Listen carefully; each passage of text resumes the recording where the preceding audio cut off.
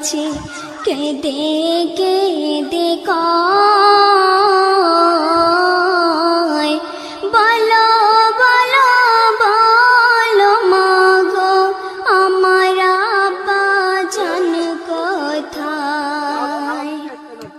সন্ধ্যা বেলায় খেলার শেষে সব ছেলেদের পিতা এসে